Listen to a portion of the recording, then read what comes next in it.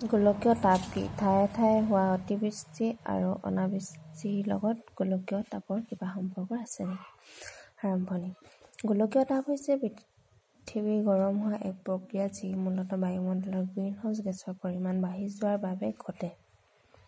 এই গেছসমূহ সূৰ্যৰ পৰা অহা তাপক শোষণ কৰি ৰাখে, ফলস্বৰূপে পৃথিৱী উত্তপ্ত হয়। অতিবৃষ্টি অনাবৃষ্টি যি ঠায়ে ঠায়ে দেখা যায়, ইয়াৰ লগত গোলকীয় তাপৰ এক গুৰুত্বপূৰ্ণ সম্পৰ্ক আছে।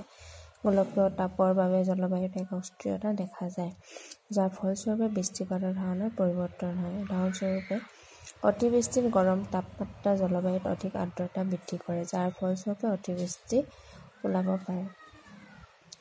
উষ্ণ তাপমাত্ৰা পোৱা স্থানসমূহত বতাহৰ তাপ বৃদ্ধি আৰু পানী বাষ্পীত হোৱাৰ ক্ষমতা বৃদ্ধি পায়, যাৰ ফলত অধিক পৰ্যায়ত বৃষ্টিপাত ঘটে।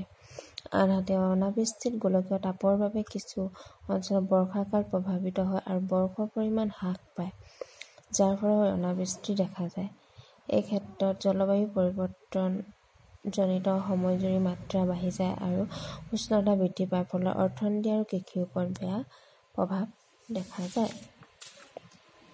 সাম্প্ৰতিক বৈজ্ঞানিক গৱেষণাৰ পৰিসংখ্যা আৰু বছৰেকীয়া ভিত্তিত গোলকীয় তাপ আৰু জলবায়ু পৰিৱৰ্তনৰ ফলত এই দুই প্ৰক্ৰিয়াৰ দ্বাৰা সকলোবোৰতে পৰস্পৰ সংযুক্ত হৈ থাকে।